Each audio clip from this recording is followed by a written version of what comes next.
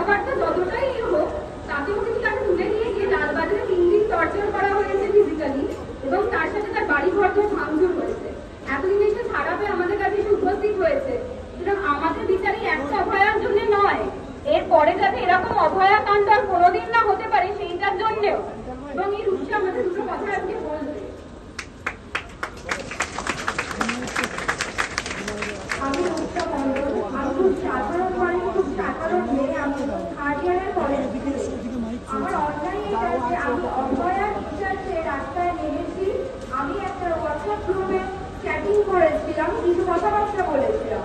তার জন্য আমাকে আমার বাড়ি থেকে আমার বাড়ির দরজা ভেঙে আমাকে লালবাজারে তুলে নিয়ে যাওয়া হয় এবং সেখানে আমাকে মারধরও করা হয়। কেন না, আমি এটা প্রতিবাদ করছি যে কেন একটা মেয়ের সঙ্গে এরকম ভয়ানক দুর্ঘটনা ঘটবে। আমরা প্রত্যেকের মেয়ে, আমাদের প্রত্যেকের বাড়িতে মা, বোন, দিদি প্রত্যেকের বাড়িতে মেয়ে আছে। কেউ বলতে পারবে না যে আমার বাড়িতে মেয়ে নেই। আমরা সবাই জানি যে এইটা কি একটা মর্মান্তিক দুর্ঘটনা ঘটে গেল।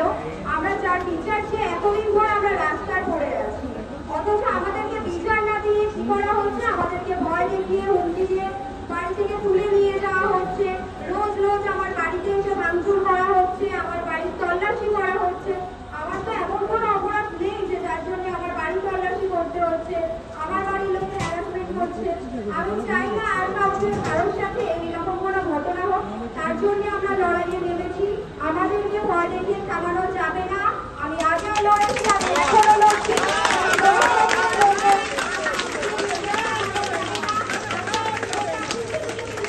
থামানো যাবে না এই আন্দোলন। আমরা এইভাবে একই রকম ভাবে চালিয়ে যাবো যতদিন না বিচার পাই। We want justice.